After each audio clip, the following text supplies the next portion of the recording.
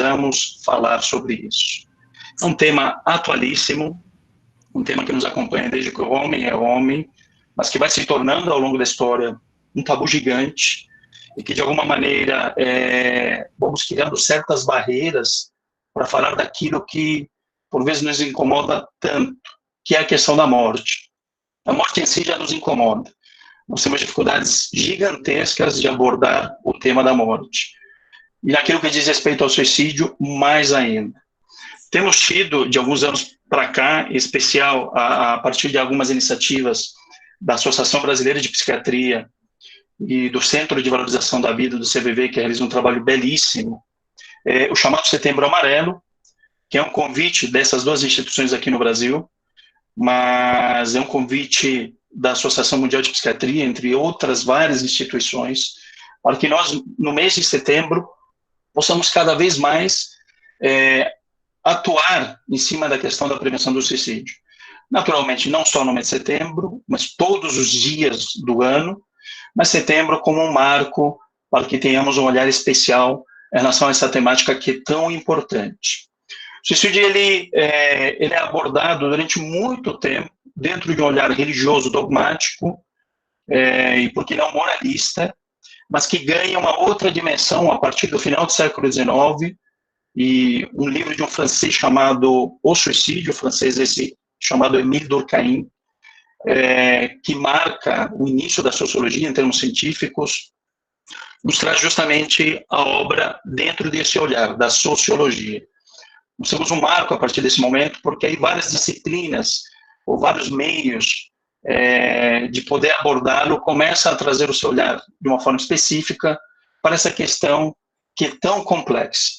Entre eles a filosofia, e trago uma frase de um filósofo chamado Albert Camus, que foi prêmio Nobel aí de literatura, na verdade um argelino radicado na França, numa obra chamada O Mito de Sísifo, que nos traz essa frase que é muito interessante. Só existe um problema filosófico realmente sério: o suicídio. Julgar se a vida vale ou não vale a pena ser vivida é responder à pergunta fundamental da filosofia.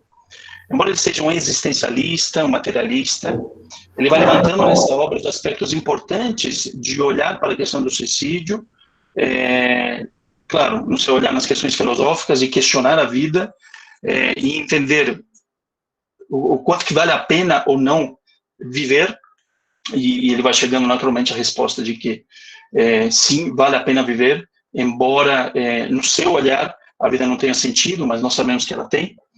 Mas a filosofia vai se debruçando sobre esses aspectos relacionados ao suicídio.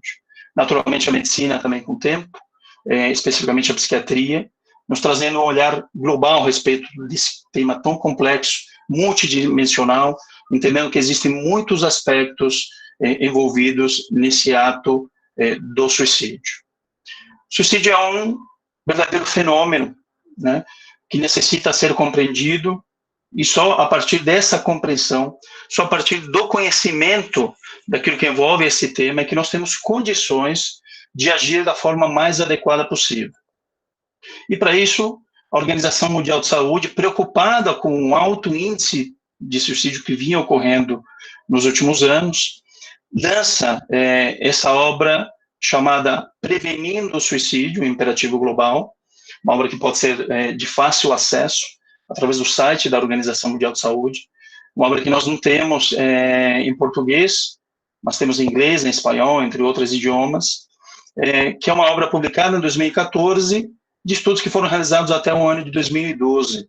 Uma preocupação intensa, como disse, em relação aos altos índices de suicídio, de tudo aquilo que vinha ocorrendo, e a partir desse suplemento, o intuito da OMS é sensibilizar as nações para que se criassem políticas públicas em relação ao suicídio e, naturalmente, em relação aos transtornos mentais, que nós sabemos existe uma relação muito íntima. No intuito de que até este ano de 2020, as nações pudessem reduzir em 10% as taxas de suicídio. Algumas nações têm conseguido, através de práticas muito efetivas de prevenção, em termos de saúde pública. O Brasil, lamentavelmente, não tem nenhum projeto de prevenção ao suicídio global, embora algumas iniciativas, como já coloquei no início, da Associação Brasileira de Psiquiatria, o CVV, enfim, entre outras, mas em termos de projeto, pensando em termos de saúde pública, nós estamos ainda muito aquém. E, na verdade, temos observado o aumento desses índices, em especial entre adolescentes. Para que nós possamos entender um pouco do fenômeno, o que justifica, nós falamos de um tema tão importante, vou trazer alguns números, algumas estatísticas, que vão indicando a importância dessa abordagem, desse tema relacionado ao suicídio, inclusive nas instituições como as nossas, as casas espíritas e no meio social no seu todo. As taxas mundiais vão indicando de que nós temos altos índices de suicídio em várias partes do mundo, e aí estou mostrando aqui o mapa para vocês, as regiões mais escuras, eles vão indicando aqui índices maiores de suicídio, nós vemos boa parte do continente europeu, nós vemos na África também algumas regiões, se nós olharmos especificamente para a América do Sul, temos o Brasil, um amarelo um pouquinho mais escuro, com taxas que vão de 5 a 9,9 a cada 100 mil habitantes, outras regiões aqui na América alaranjadas, indicando índices maiores, e o que chama a atenção, em especial no continente africano, por exemplo, é que nós temos regiões em amarelo que vão indicando taxas menores do que 5 mortes a cada 100 mil habitantes. Nesse nosso momento que nós estamos vivenciando agora da pandemia do Covid-19, algumas nomenclaturas elas vão fazendo parte do nosso dia a dia, do nosso linguajar comum, e uma delas é subnotificação, ou seja, nem tudo tem sido aí notificado da maneira como deveria.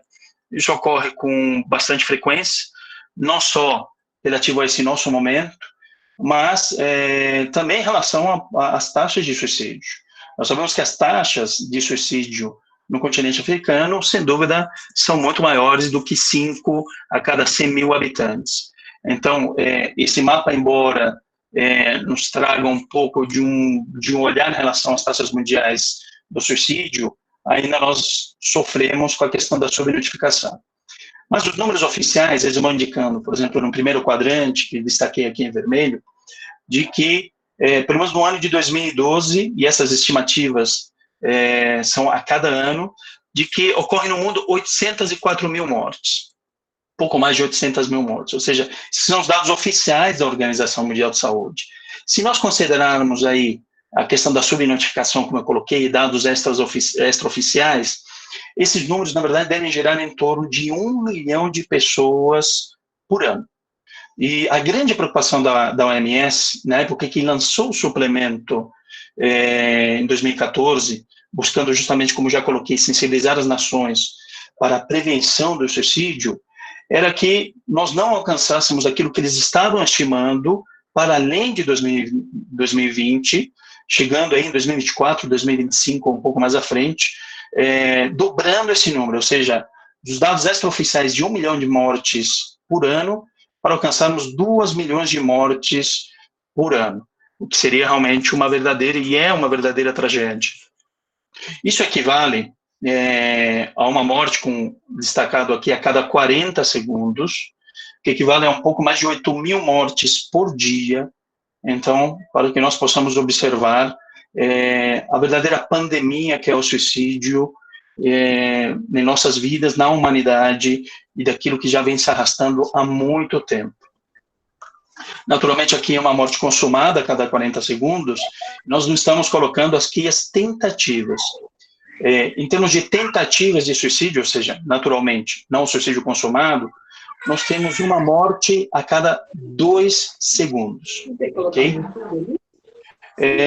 No segundo quadrante, o que eu destaco aqui é que nós temos, na faixa etária dos 15 aos 29 anos de idade, ou seja, nós falamos aqui dos adolescentes, adultos jovens, considerando tanto o gênero masculino quanto feminino, a segunda maior causa de morte violenta.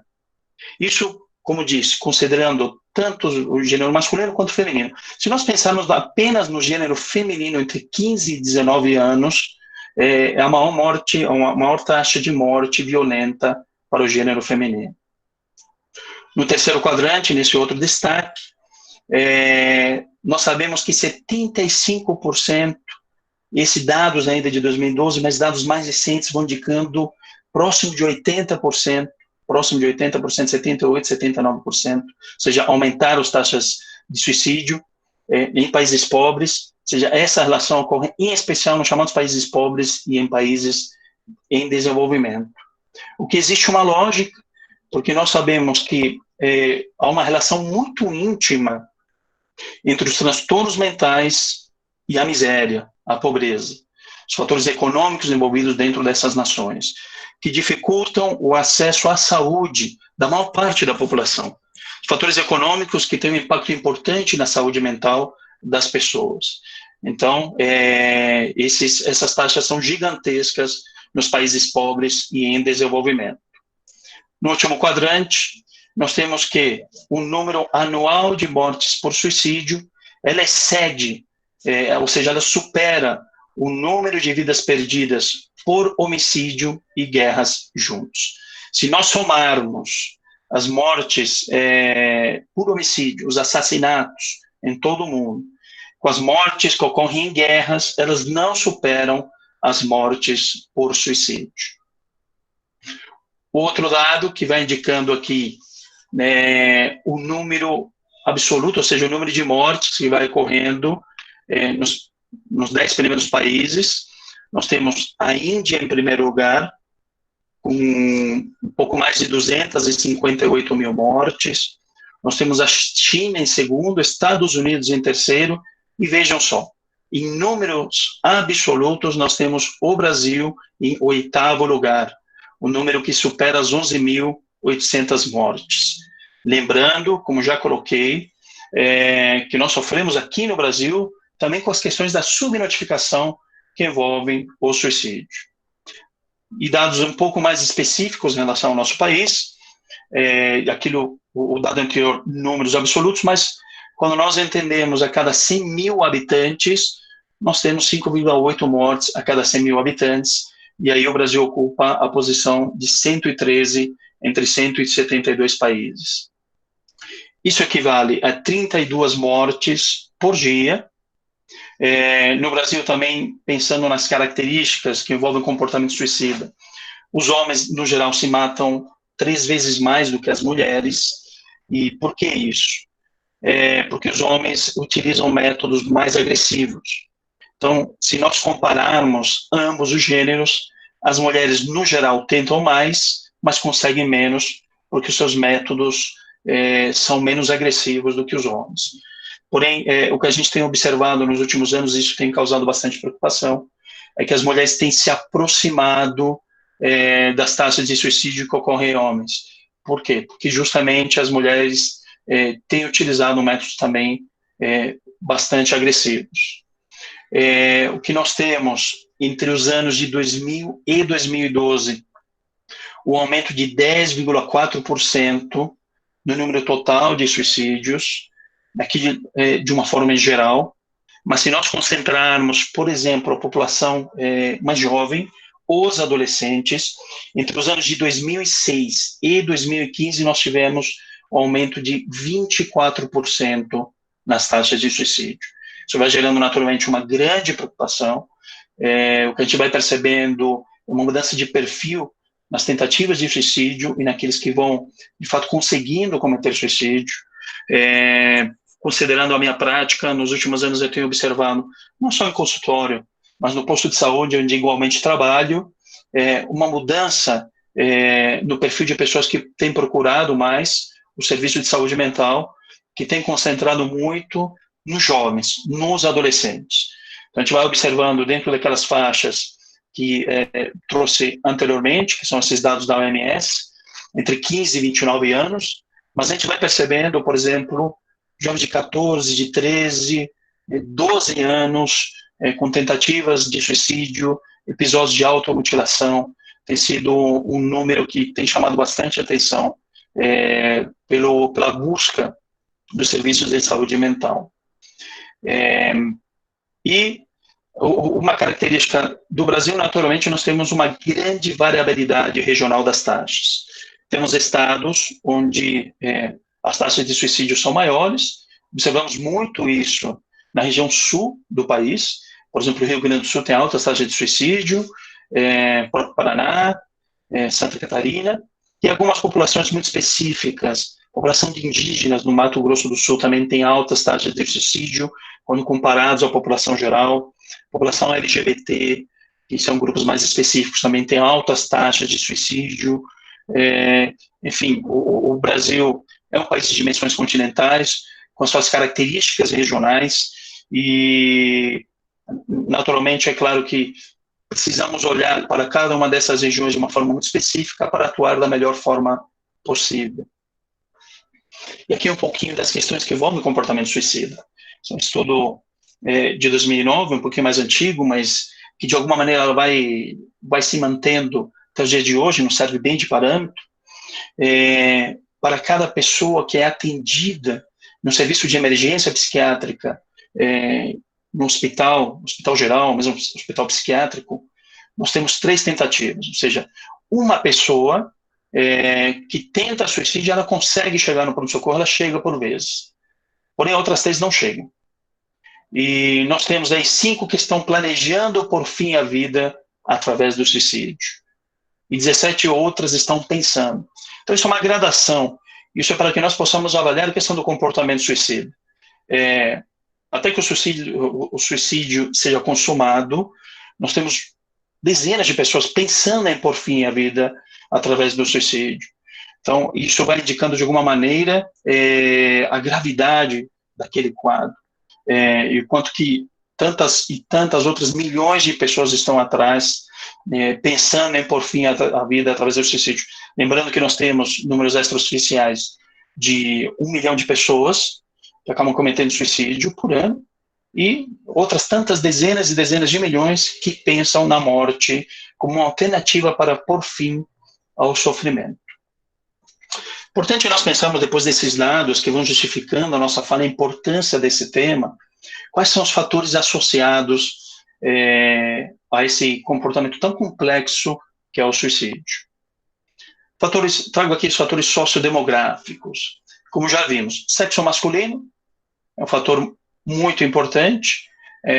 Como já coloquei, os homens, de uma forma geral, se matam mais do que as mulheres, embora no nosso caso aqui no Brasil temos visto as mulheres se aproximando dessas taxas, que naturalmente nos causam bastante preocupação.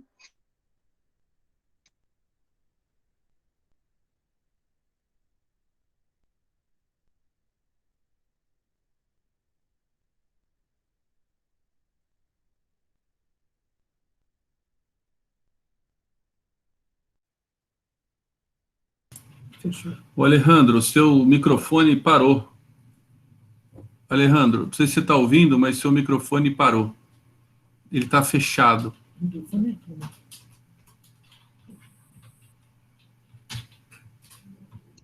eu abrir outra vez. Então, vamos lá. Volta a apresentar isso. Obrigado. Ótimo, eu que agradeço. Então, voltando, já que fechou meu microfone aqui, o fator sociodemográfico, a questão do sexo masculino, já coloquei anteriormente, que os homens estão se matando mais do que as mulheres, embora a nossa preocupação de que as mulheres têm se aproximado muito dessas taxas, os adultos jovens, os idosos, como 2 extremos importantes.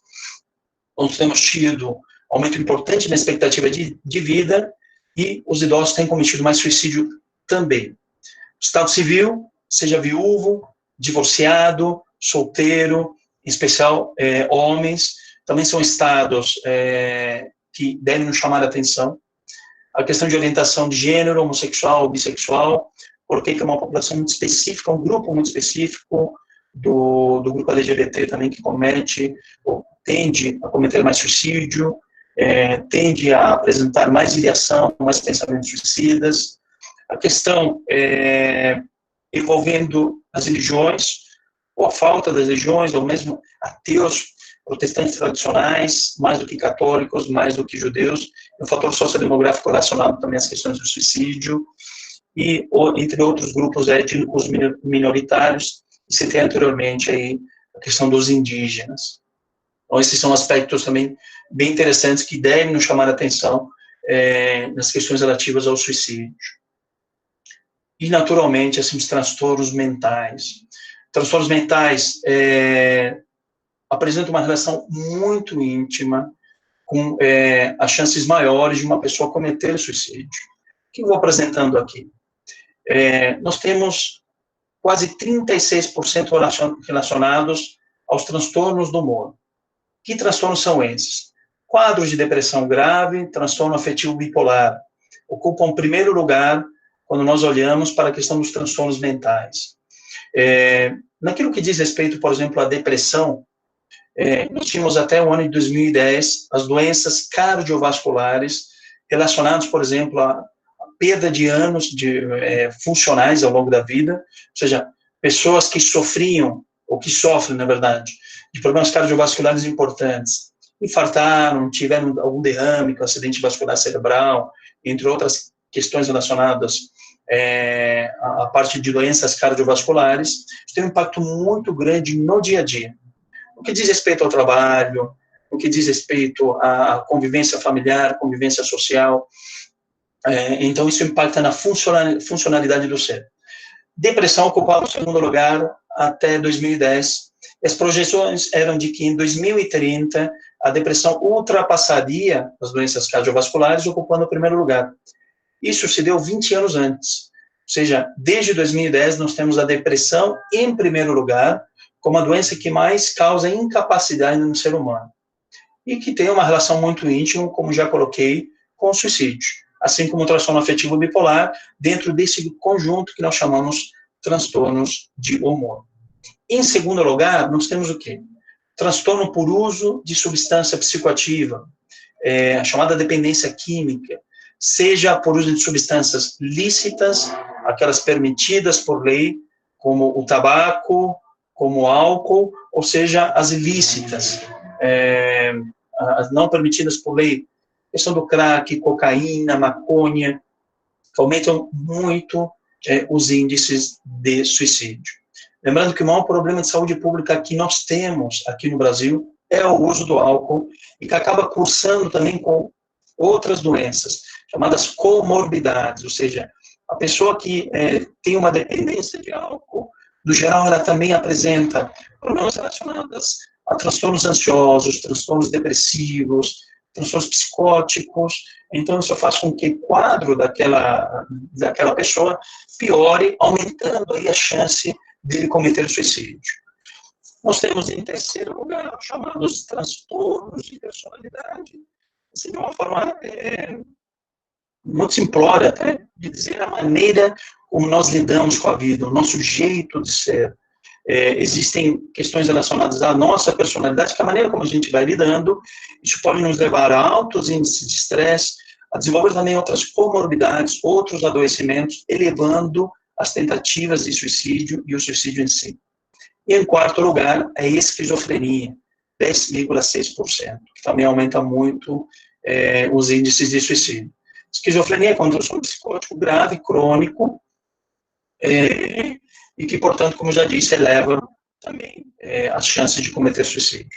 Então, nós sabemos que a maioria das pessoas, a imensa maioria das pessoas que comete suicídio, elas são portadoras de algum transtorno mental diagnosticado, ou que poderia ser diagnosticado e, portanto, que poderia ser tratado.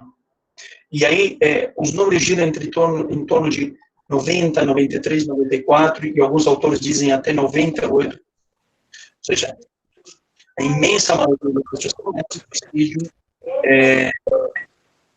de algum tipo de transtorno que necessita de tratamento. Tratamento, portanto, multidisciplinar.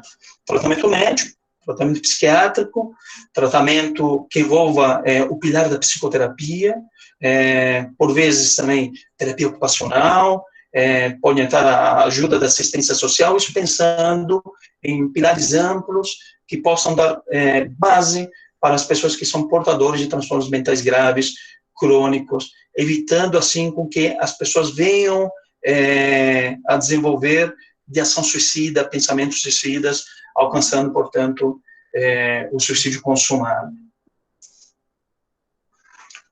E a questão do comportamento suicida? Eu trouxe, naquela primeira parte, os dados, as estatísticas que justificam a importância do tema, os fatores associados que envolvem os fatores sociodemográficos, e, em especial, a relação com transtornos mentais, mostrando que grande parte dos suicídios poderia ser evitado se os pacientes pudessem ter, inclusive, mais acesso aos tratamentos, se houvesse políticas públicas bem sedimentadas de prevenção ao suicídio, mas também relacionadas à prevenção de transtornos mentais, e que nós sofremos tanto nos países pobres e em desenvolvimento, que, como vão indicando os dados, 75% a 78% desses suicídios ocorrem nesses países pobres e em desenvolvimento.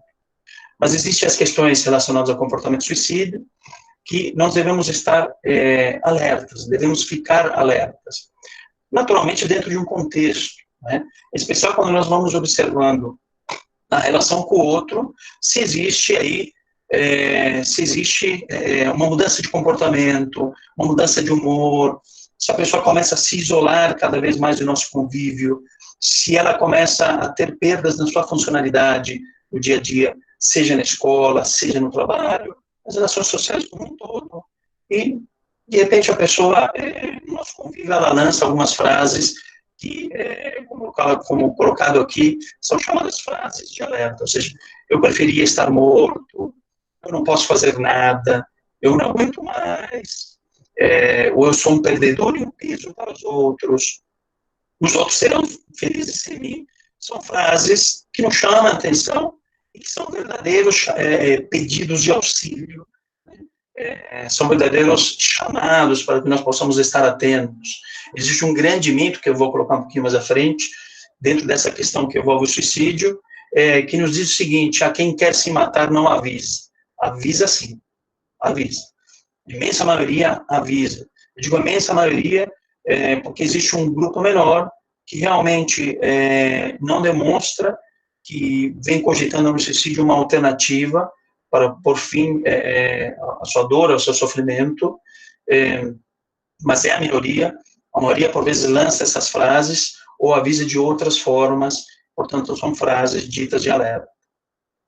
Outras ideias, e aí trago aqui os mitos relacionados ao suicídio, que envolvem um pouco do comportamento suicida, ideias que vão levando ao nosso equívoco, ao nosso erro de observar a coisa em si, é o seguinte: por exemplo, se eu perguntar sobre suicídio, poderia induzir ao paciente a isso? Não, isso é um equívoco, é um erro. Mas é uma ideia que comumente nós ouvimos por aí, ouvimos lá fora, de que nós não podemos perguntar sobre suicídio porque senão estarei induzindo, estarei dando ideia.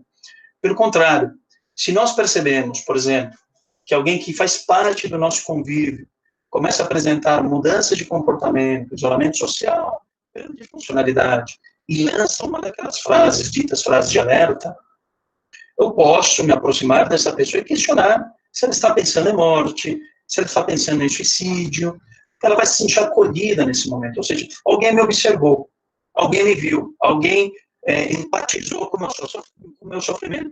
Ela pode se sentir mais à vontade de poder dividir o que ela está sentindo. Então, não induzimos ninguém ao suicídio quando perguntamos sobre suicídio. Uma outra fala que é recorrente: ela está ameaçando o suicídio apenas para manipular. Isso é um equívoco. Toda tentativa de suicídio, toda ameaça de suicídio sempre deve ser levada a sério, sempre devemos empatizar com as ações que nós vamos observando, porque a ameaça, a tentativa em si, ela já é por si só um grande pedido de ajuda. Então, ninguém ameaça suicídio apenas para manipular, isso não existe. O que existe por trás disso, sim, é um imenso sofrimento. Outras frases que vão chamando a atenção, que por vezes levam a esse equívoco, a esses erros, quem quer se mata mesmo, que já citei anteriormente. Essa ideia, ela pode conduzir por vezes a um certo imobilismo, vamos cogitando a ideia de que se a pessoa quer se matar, realmente vai se matar, e ela não vai lançar nenhuma frase de alerta, ela não vai lançar nenhum pedido de ajuda, pelo contrário, que tem uma relação muito íntima com a frase de baixo: quem quer se matar não avisa.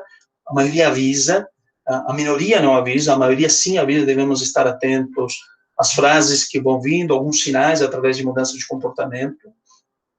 Um outro ponto fundamental, o suicídio é um ato de covardia ou de coragem, que são falas que por vezes também são escutadas.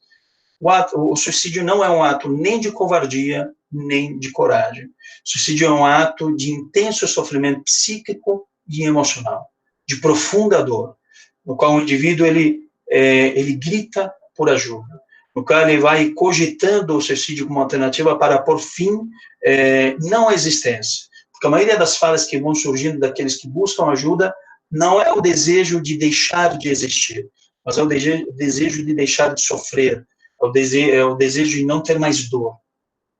E uma fala muito infeliz, que também não é incomum de ser escutada, inclusive entre profissionais de saúde, nós escutamos isso com uma certa frequência: no lugar dele eu também me mataria.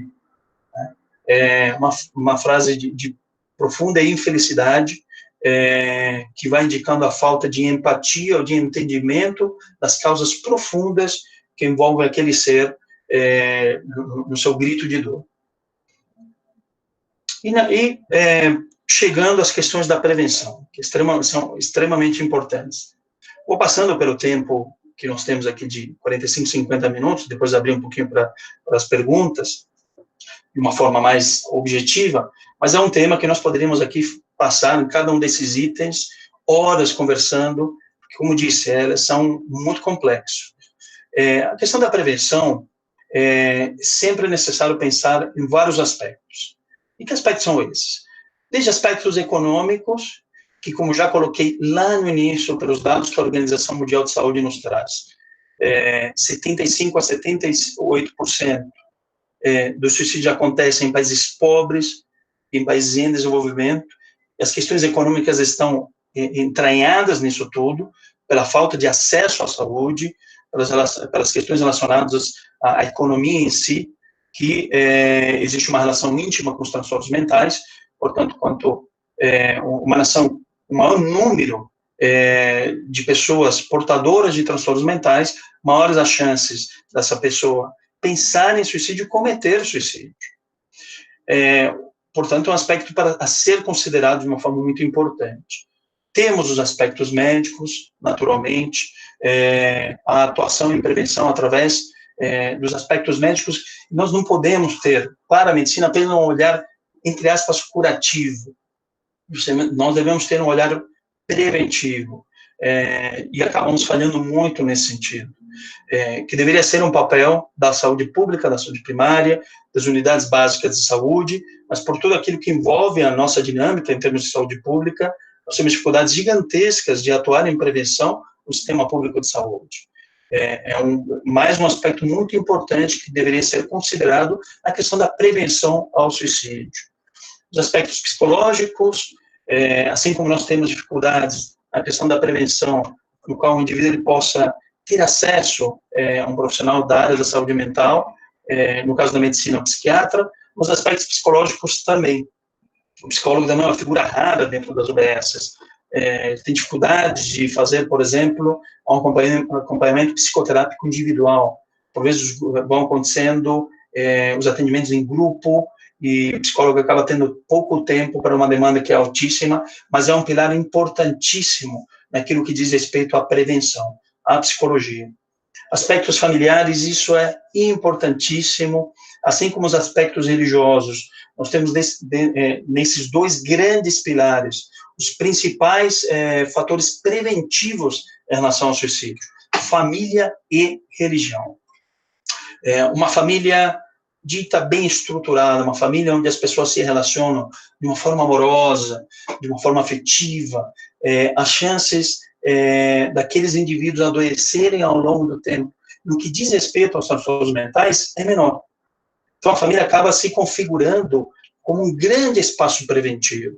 Famílias que têm ganhado um outro formato de um tempo para cá, né?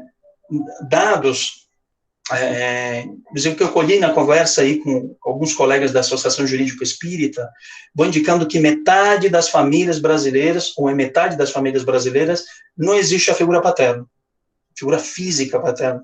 Isso sem considerar a outra metade, existindo a figura paterna, de que forma que esse pai ele interage com a família. Então, nós vemos que as famílias, de alguma maneira, elas vão tendo outras configurações, enfrentando outros desafios, e entre eles, o grande avanço científico, tecnológico, na verdade, que nós vivenciamos no dia a dia dentro das nossas famílias. Crianças, jovens, cada vez mais se isolando do convívio dentro do lar, para um contato cada vez mais com a tela, seja com a tela do celular, do iPad, do computador, buscando fortalecer os seus vínculos através das telas, através da internet. Nós não temos hoje estudos que possam estabelecer relações diretas de causa e efeito entre o acesso à internet e o suicídio. Mas nós sabemos que pode sim a internet ou a dependência, entre aspas, relacionadas à internet, que é um termo emprestado aí da dependência química, em relação à tela, em especial para aqueles que são portadores de quadros depressivos graves, a chance deles se vincular a uma tela e se isolar da família é maior, em especial dentro dos adolescentes, isolando-se desse convívio tão importante dentro do lar, inclusive o convívio social no seu todo. Outro aspecto importante é o aspecto social, cultural, como coloquei anteriormente, lá no início, de que durante muito tempo o nosso olhar em relação ao ato do suicídio foi um olhar religioso, dogmático, moralista, e não olhar como um problema de saúde, um olhar mais complexo, filosófico, sociológico. Então, a depender da cultura, a depender da sociedade onde esse indivíduo se encontrar inserido, ele tem um sofrimento maior, o suicídio ele é visto como um ato de covardia ou de coragem, e como já coloquei, é um ato de profundo sofrimento psíquico-emocional, nem de covardia, nem de coragem, mas um aspecto também importante para que nós possamos atuar em termos de prevenção. E o aspecto religioso, que sempre é importantíssimo, como já disse antes, juntamente com o pilar da família, são dois grandes pilares de prevenção ao suicídio. E um pouco dentro disso que eu quero falar agora, as questões da espiritualidade. Eu vou tomar a fala aqui do Dr. Harold Koenig, que nos traz um conceito de espiritualidade, existem diversos deles. O Dr. Harold Koenig é um médico psiquiatra, um pesquisador na área, uma das grandes autoridades do mundo.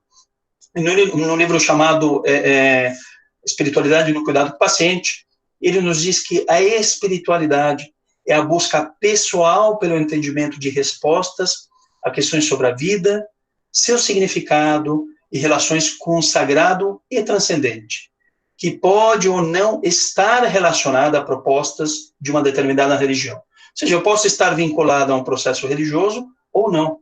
Eu posso alimentar a minha espiritualidade de uma maneira íntima, de uma maneira que diz respeito à forma como eu me relaciono com o sagrado, com o transcendente, sem necessariamente estar vinculado a uma instituição religiosa. Mas que me favorece na busca, como ele vai colocando o pessoal, do significado da vida, das relações que eu mantenho com o sagrado, com o transcendente, mas também na relação que eu mantenho com o outro, uma série de valores que nos servem muito para que nós possamos fortalecer o pilar da religiosidade / espiritualidade como um fator importante de prevenção ao suicídio. Tem estudos muito interessantes que o Harold Koenig nos traz, nessa mesma obra que eu acabei citando, de revisões de literatura, e ele pesquisou 68 estudos ao longo do século XX. A imensa maioria deles vão identificando, ou seja, 84%, que ocorrem menores taxas de suicídio ou atitudes mais negativas em relação ao suicídio naqueles grupos ou mesmo nos indivíduos mais religiosos. O religioso em si, ele também comete suicídio. Ele também pensa em suicídio. Nós temos também, dentro de nosso meio espírita, pessoas que vão trazendo sofrimentos psíquicos intensos, pensando no suicídio como uma alternativa. Mas a religião em si, ou a espiritualidade, a religiosidade, tem uma relação estreita com as menores taxas de suicídio e atitudes mais negativas que nós vamos desenvolvendo em relação a esse hábito. Outros estudos vão indicando, relacionados à tolerância do suicídio, a religião e as taxas, de que levantamentos cruzados com amostra ao acaso, né, e aí ele traz um estudo de mais de 28 mil adultos, a força da crença religiosa associada à menor tolerância ao suicídio, ou seja, eu sou menos tolerante a pensar no suicídio à medida que uma força, uma crença religiosa vai aumentando. Essa tolerância ao suicídio é 50% mais baixa naqueles com formação religiosa. São dados muito interessantes. Eles vão fortalecendo a nossa ideia de que nós temos uma base religiosa, nos auxilia muito a pensar, ou pensar menos em suicídio, a sermos menos tolerantes com essa ideia. Outros estudos, e aí relacionado, por exemplo, às emoções positivas, como alegria, como esperança e otimismo, vão indicando que a maioria desses estudos que foram levantados pelo Dr. Harold Koenig, que a maioria vão indicando que nós temos maior satisfação em viver, maior felicidade, e que tem uma relação muito íntima com as questões de esperança, de dar um sentido à vida. Essas emoções positivas nos previnem, portanto, de desenvolver qualquer tipo de transtorno mental, e nos auxiliando a prevenir qualquer tipo de transtorno mental, naturalmente nos previne de nós pensarmos no suicídio como uma alternativa. Outros estudos, aí 16, a questão da religião e o propósito, o significado de vida. 15 deles, praticamente 100% deles, apontaram o melhor propósito e significado de vida. Emoções positivas, a importância da religião com o sentido da nossa vida, com o sentido, inclusive, que nós conseguimos dar à dor e ao sofrimento que nós vivenciamos, isso nos previne em relação, como já coloquei anteriormente, a desenvolver algum tipo de transtorno mental e mesmo de prevenir em relação ao suicídio. Apoio social, ponto importantíssimo, de 20 estudos, 19 indicaram uma correlação muito significativa. Nós temos, assim, uma melhor rede de apoio, e não só uma melhor rede de apoio, uma rede mais ampla, mas com maior qualidade e mais durável do que outras fontes que não sejam religiosas. Nós pensarmos, por exemplo, na escola, no trabalho, onde nós vamos criando esse apoio social, essas relações que vão sendo construídas, as instituições religiosas nos dão uma rede de apoio mais qualificada, e que vão nos auxiliando para que nós possamos compartilhar da nossa dor, de nosso sofrimento, quando temos muitas dificuldades. E, naturalmente, a questão do espiritismo, né? O quanto que o espiritismo nos auxilia, e esse, um olhar mais específico, o nosso olhar espírita, naquilo que diz respeito a essa temática tão complexa do suicídio. Gosto muito dessa frase do instrutor espiritual Clarencio, no diálogo que ele vai tecendo com André Luiz, na obra Nosso Lar. André Luiz, naquela ânsia de retomar as suas atividades no plano espiritual enquanto médico, e Clarencio lhe diz: André, o médico não pode estacionar em diagnósticos e terminologias. Há que penetrar a alma, sondar-lhe as profundezas. Naturalmente que Clarencio, no diálogo com André, que quando encarnado era médico, ele fala do médico de uma forma mais específica. Essa frase serve a todos nós. Nós não podemos estacionar no nome em si. Nós não podemos estacionar no diagnóstico. Nós não somos a depressão. Nós não somos o transtorno bipolar. Nós não somos esquizofrênico. Nós não somos o nome que é dado. Nós somos muito mais do que isso. E nós estamos, alguma situação mais difícil, nós estamos deprimidos, nós estamos isso, nós estamos aquilo. Clarencio nos diz da necessidade de nós penetrarmos a alma, de sondar as suas profundezas, porque dessa forma eu consigo ter uma ideia muito mais ampla, consigo empatizar com a dor e com o sofrimento do outro, consigo me aproximar das questões mais enraizadas que levam aquele indivíduo a pensar em suicídio, a cogitar o suicídio como uma alternativa. E a partir do momento que eu sondo a alma, a partir do momento que eu busco penetrá-la e entender quais são as raízes profundas daquele sofrimento, e a partir do momento em que eu consigo, de fato, empatizar, nós vamos criando uma relação que é horizontal. Isso me abre possibilidades, enquanto espírita, enquanto cristão, isso a todos nós, de que nós possamos consolar. lembrando que o primeiro nome do Espiritismo não é Espiritismo. O primeiro nome do Espiritismo é o Consolador. Isso Jesus já nos coloca lá em João. Vos enviarei o Consolador. Então, uma das principais funções do Espiritismo é esse consolo. Nós não podemos lançar mão de nossos julgamentos. Nós devemos olhar para aquele indivíduo que pede socorro, para aquele indivíduo que grita por socorro e que se encontra em situação, por vezes, calamitosa, trágica, porque a sua mente é invadida pelas ideias que envolvem a questão do suicídio, ele grita por socorro. E esse socorro que nós devemos dar, estendendo a mão na sua direção. O Espiritismo amplia a nossa ideia para as questões relativas ao suicídio, nos mostrando, inclusive, o pós-mortem, mas com cuidado que devemos ter de não transformar muito daquilo que nos é trazido na literatura espírita como os infernos que vão sendo aí trazidos por outras filosofias de vida. Não. Deus, acima de tudo, é de infinita misericórdia. Deus, acima de tudo, nos dá infinitas oportunidades. E, como coloquei, devemos empatizar com essa dor e com esse sofrimento, levando o consolo, levando a mensagem de transformação que o Espiritismo nos coloca, levando a mensagem evangélica à luz do Espiritismo, que vai olhando o ser como ser imortal, e que possamos auxiliá-lo a que esse indivíduo consiga dar sentido à sua própria existência, à sua própria vida. Como nos diz o médico psiquiatra Viktor Frankl, que é o pai da logoterapia, da análise existencial, que faz abordagens muito interessantes a respeito da dor e do sofrimento. Ele diz: se a vida tem sentido, a dor também tem. E ele mesmo nos traz uma frase do escritor Dostoiévski, escritor russo Dostoiévski, que coloca: só espero ser digno do meu sofrimento. Quando nós olhamos a dor e o sofrimento, vai se apresentando como uma grande lei de equilíbrio e educação, que é a fala de Leon Denis, na sua grande obra O Problema do Ser, do Destino e da Dor. Na terceira parte, As Potências da Alma, lá Leon Denis vai nos trazendo ideias, conceitos e esclarecimentos a respeito da dor que são fantásticos. A dor, ela nos acompanha. A dor faz parte de nossa existência. Mas o que não faz parte de nossa existência, mas que por vezes, nas dificuldades que vamos apresentando, mergulhamos nela, é o desespero, é o pânico.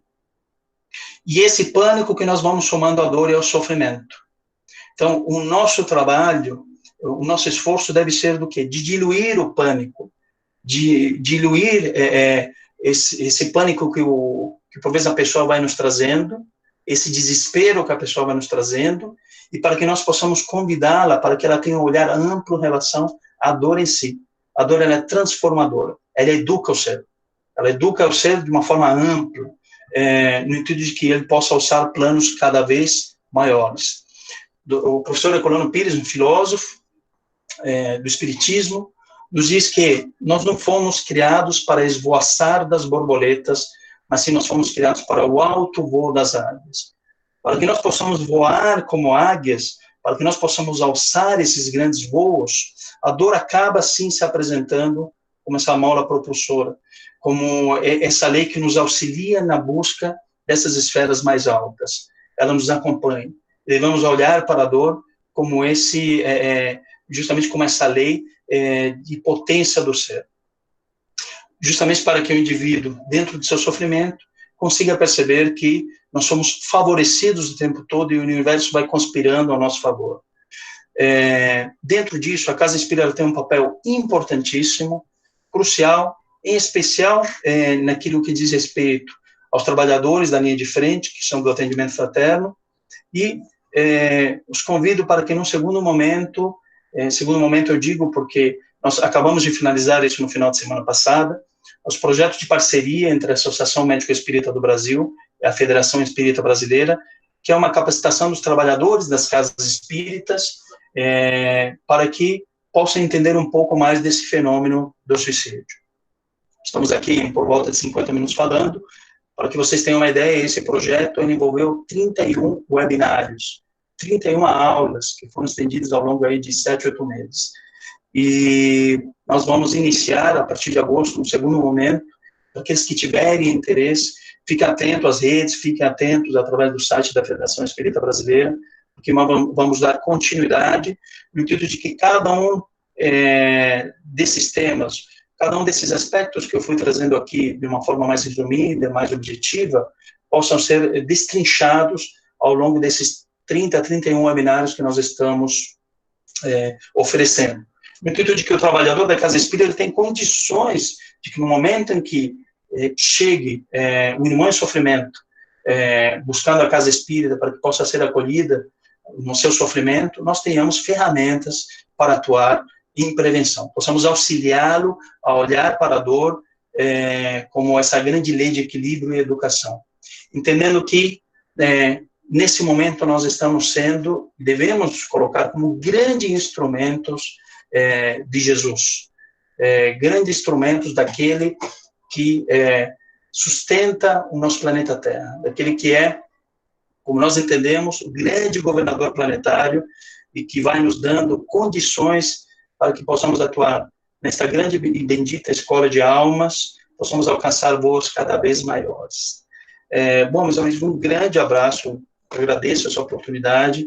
Bom, finalizando, a gente vai abrindo aí para alguns minutos de alguns questionamentos. Como eu disse, é um tema que pode se estender por horas e horas, não é à toa que através desse nosso projeto em parceria com a Federação Espírita Brasileira, nós temos aí por volta de 30 a 31 horas de aulas de capacitação para aqueles que têm interesse no tema. Um grande abraço.